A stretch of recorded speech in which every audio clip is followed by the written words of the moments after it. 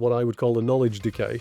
And that knowledge decay is you buy a treasury system, you implement it, you pick up around, the people implementing it pick up about 70% of knowledge of how the system works from the people who implemented it. They pass on that to the next person. So now you've got 60 or 70% of the 70% that they picked up. And lo and behold, 4 years later, you've got a whole bunch of users who know about 20% of a system's capabilities. And for me, that's tragic, because I read manuals for fun. I watch hundreds of hours of YouTube videos on everything. If I like a camera, or I'm thinking of a camera, I'll watch hundreds of YouTube videos to get all the reviews. I have to know everything about everything. Trovata unites modern data structure with full treasury management system functionality, delivering a connected experience that covers everything from cash visibility to the most advanced treasury needs. Trovata connects cash, liquidity, payments, and accounting, so your teams can forecast better, manage risk, and act with speed. Every role from CFO to Treasury is empowered with the same accurate, real-time data. Trovata offers an easy-to-use platform that delivers cutting-edge functionality and empowers Treasury teams to optimize the strategic value they deliver in any business environment. Hello, everyone. I'm Ernie Humphrey, the host for the Treasury Truth or Dare podcast. With me today, I'm honored and humbled to have with me Paul Bramwell. He's the Enterprise Treasury Lead for Trovata. Paul, before we dive into our Truth or Dare session, why don't you give us a little bit about your background in Treasury? Sure. Yeah. Thanks, Ernie. Appreciate the opportunity to chat on this podcast. I've been in Treasury for 35 years. Started life as a practitioner. You could tell from the accent. Not originally from the US, but started in corporate Treasury in the UK. Got into Treasury by accident, as most people do, and worked in practice for about 11 years. Then moved into technology in 2000 with a company called SunGard, which is obviously now FIS. Did that for quite a few years. Moved to the US in 2003. I joined EY in 2016 as a partner in their treasury practice out of New York. Had a great time doing that. Ended up joining Kyriba in 2019 as Chief Client Officer. Very much enjoyed that piece as well. Went back to EY to work with the banks on what they do for their clients. And that was frustrating. And ended up joining Trovata just a couple of years ago. So been in and around Treasury for about 35 years. And probably will stay within Treasury for the rest of my career.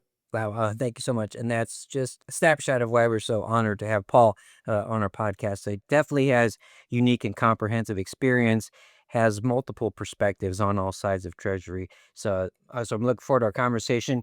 If you have not had the chance to listen in on our podcast yet, what we do is we have several rounds of Truth or Dare.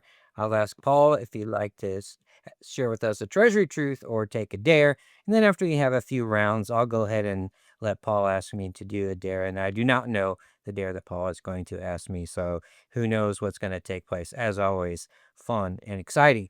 Okay, Paul, let's go ahead and get started with round one. Would you like to start off with a truth or a dare? I'll go for a truth. Okay. Yeah. So Paul, you've given us your background, a lot of experience. A couple of your stops of experience were at some really, I would say, large, right, players in the TMS space. What was it that motivated you to go to Trovata? And what was it about their solution that really intrigued you? It's a great question, and it's actually one I get asked quite a bit.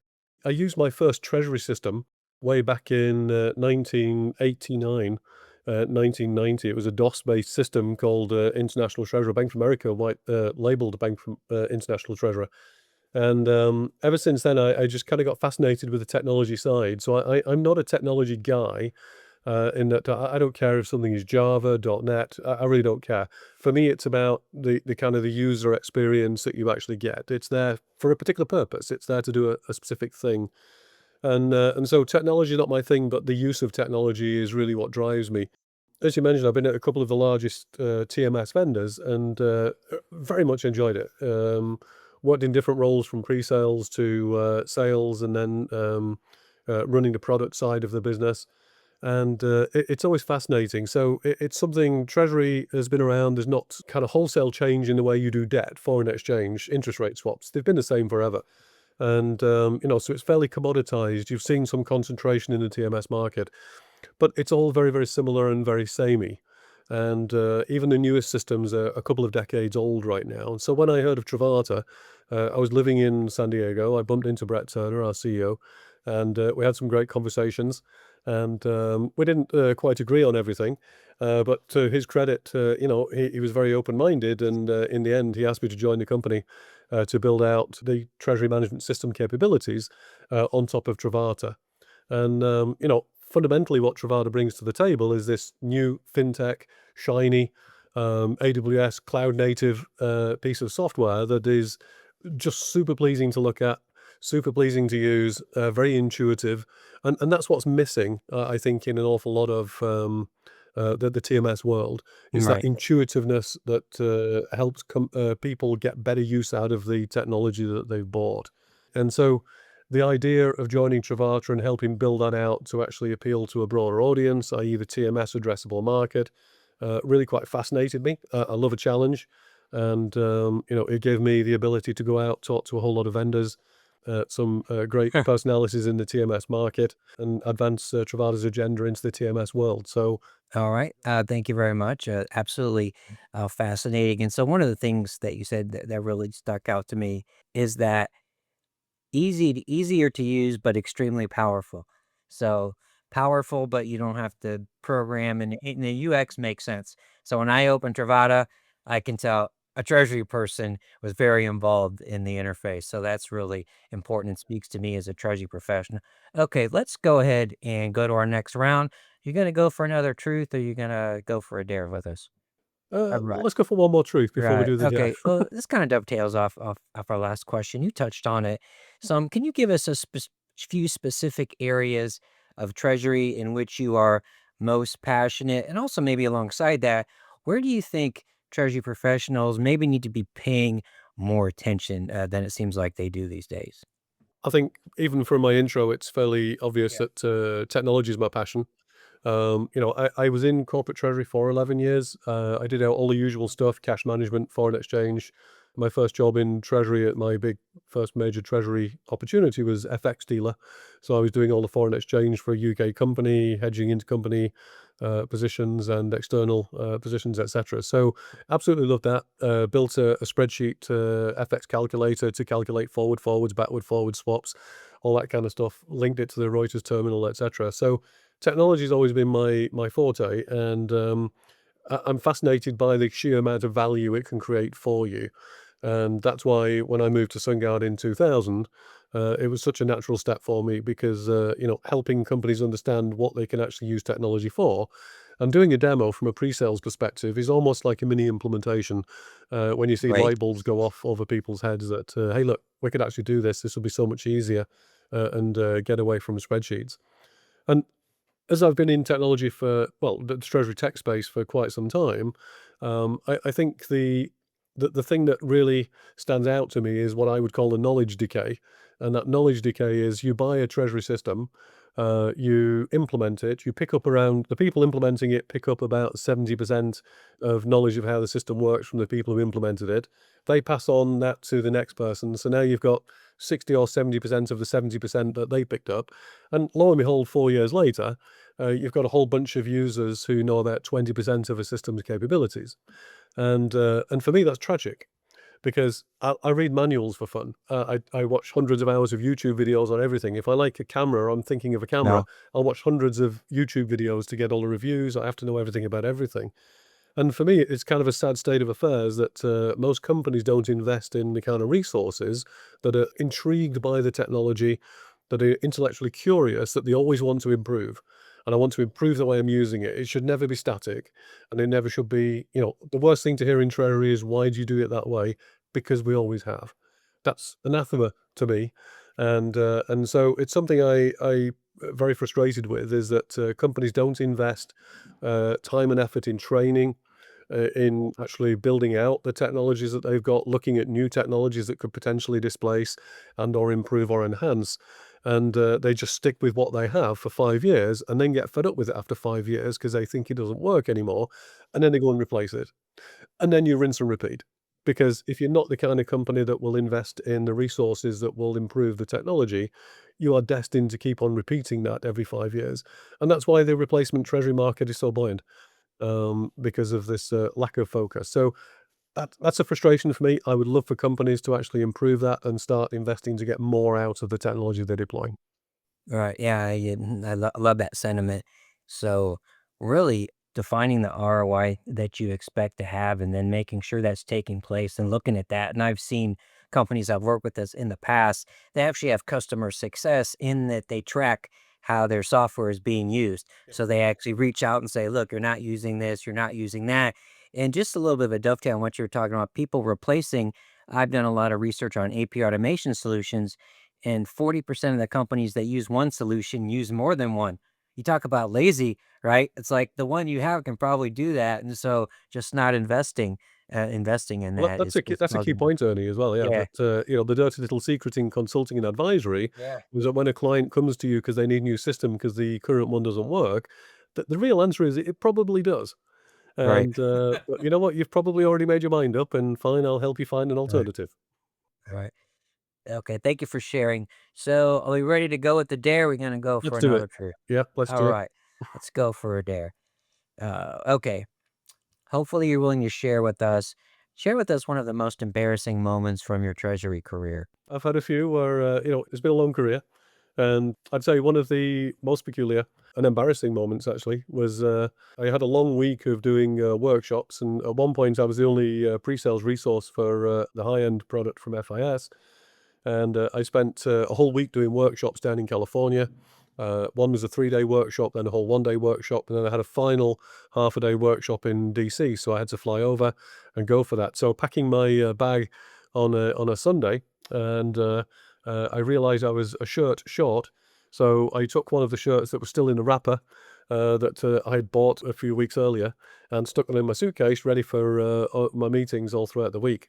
Lo and behold, on the Friday morning, I wake up, get my shirt out. All the rest are pretty horrible. So I pick out the shirt, unpack it, realize it's 2 sizes too small. So I ended up there was no alternative. I had to wear it. So I ended up at the client with a shirt that looked like maybe it was from my schoolboy days. I had to spend the entire workshop actually standing up because I couldn't sit down because the buttons were going to pop off. I couldn't drink anything or eat anything, and I actually managed a whole half a day like that. Amazing. Looking like some kind of, I don't know, turkey at Thanksgiving, I think. Ever. So that Thank was you. pretty embarrassing, but, we got Wow. through the day, and it was lesson learned. Be careful when you pack your bag to make sure everything is Yeah. actually the right thing. Oh, love that. Love you for sharing. I'll share one of mine real quick. When my kids were little, they used to like to get into my suitcase and mess around. So I got to a seminar and I had one black shoe and one brown shoe. So I'm sitting up there for like 4 hours. I told people, nobody noticed, and I said, why? They said, why did you point that out? I said, I just thought it was funny that no one has really noticed. Reminds me of my favorite movie, Shawshank Redemption, where he's wearing these dress shoes when he's escaping, and says that nobody notices that. Okay, so Paul was brave enough to take a dare, so I'm gonna go ahead and I'm gonna let Paul ask me to do a dare. So, what do you got for me, Paul? And it's gotta be you gotta sing a song, and, or at least a part of a song. Okay, I'll go with one of my favorites now.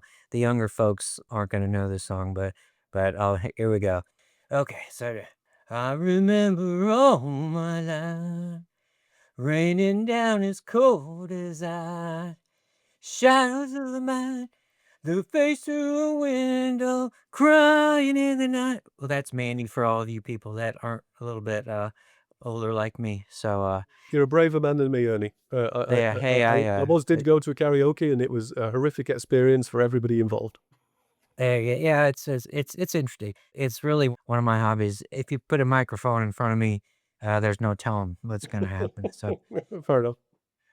okay, all right. So let's get back to our truth or dare. You gonna go for a truth or we gonna go for a dare? Yeah, let's go for another truth. All right.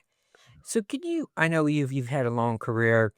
One of the things that I don't see people, especially the newer trade professionals, investing enough in is in networking within their departments, within their companies, with their treasury careers. Can you share with us how that has helped you in your career, networking all of those places? Yeah, absolutely. I think way back in the early days in Treasury, it was kind of interesting. Most people within your organization have probably no idea what you do in Treasury. Yeah. And it's a bit of a mystique. And so way back in the day in the 90s, we had an open day in the Treasury Department where we invited everybody else in the office to come up and spend half a day. And we actually put some activities on. So, we basically looked at the way the US dollar sterling rate had changed over the past 2 weeks. And we gave people the opportunity to kind of put a trade on and understand why we were hedging things and what hedging actually meant. And so we would give people the opportunity, hey, look, when's the right time to put the hedge on? And then the rate is going like this, and like, oh, I don't know, I'm scared now. And and then we talked about, hey, look, we've got all of this debt, as you probably know. Well, if we need to rebuy that debt because it's based off a particular long gilt, the price is fluctuating. What can we do about that? Because we don't know what it's going to cost us if we need to repay.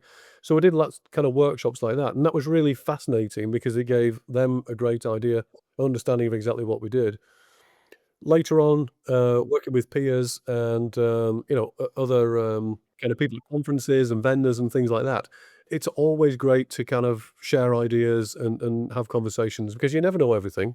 I need to know everything, I have to, just because it's just me and I want to know everything.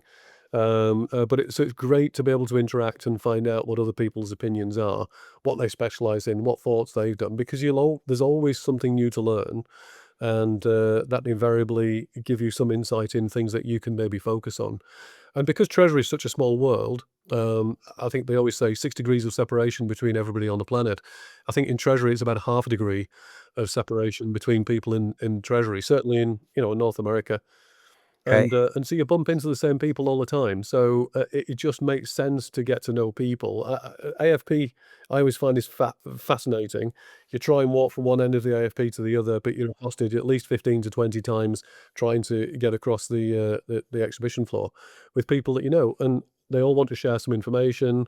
It's a great sharing of ideas. You walk around, you see new companies that have sprung up to actually fill in particular niches that may be a great fit. And, so when you are kind of longer in tenure in your treasury career, those relationships always come back as well. So you bump into somebody became a treasurer, they became a risk manager, they joined a particular vendor.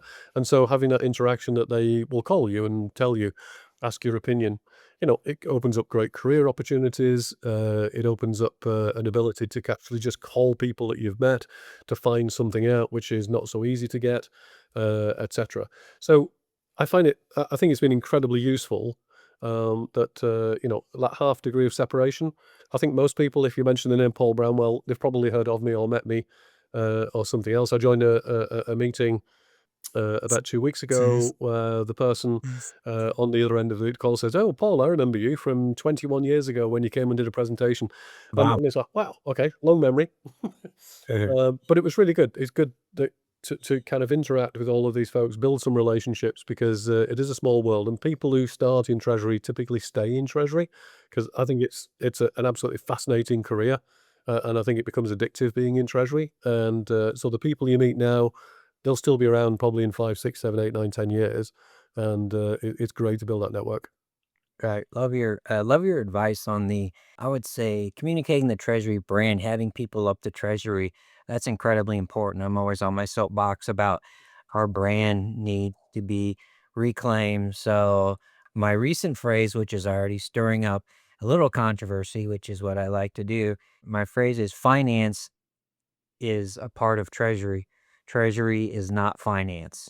Finance is not our brand. Treasury does not equal finance. Finance is part of Treasury. And I love your half degree of separation.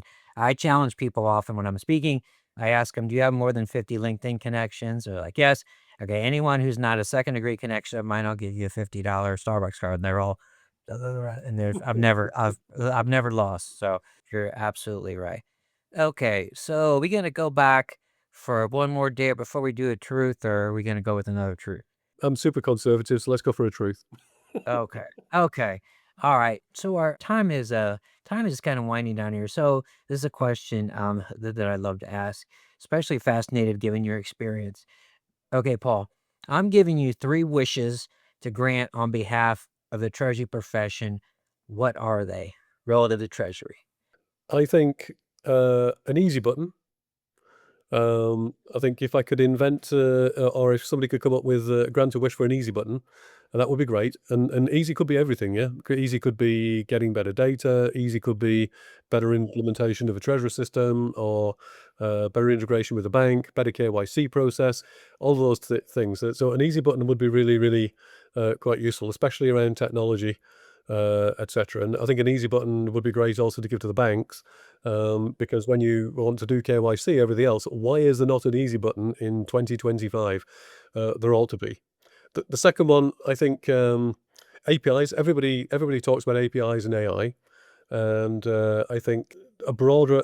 If I had a wish, it would be that pretty much all of the banks would understand or know how to spell API, never mind implement an API or build an API.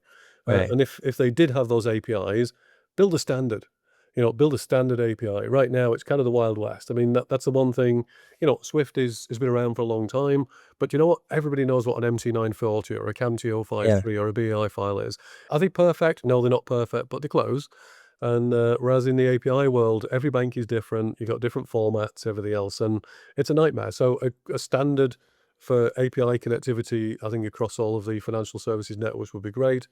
And the final one, payments. Stable coin, crypto, blockchain-based payments. Now, why does it take 2 days to do a foreign currency settlement?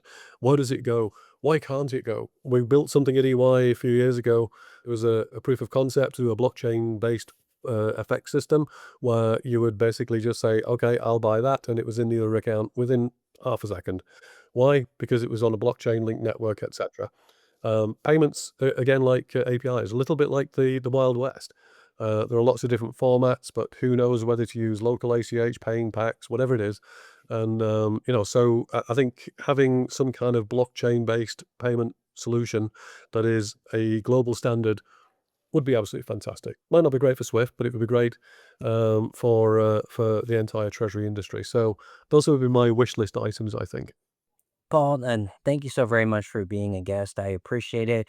And I also appreciate all that you have done and all that you do for the Treasury profession as an advocate. So thank you very much. I appreciate that. And I also want to let everyone know that Trovata is a partner on my Cash Management Tech Virtual Forum, November 12th and 13th. You can see what their solution is all about and all the great functionality. And if you're going to AFP in Boston, you can certainly go by the Trovata booth. And I know if Paul's going to be there, he is going to be excited to have you pull him aside and have a conversation with you. Absolutely. And so finally, to my listeners, have the courage to live your Treasury truths and to be great at everything that you do within and beyond Treasury. Until next time, everyone. Thanks for watching the show. I hope you guys liked it. Share your thoughts in the comments below. Stay tuned and hit the subscribe button for more.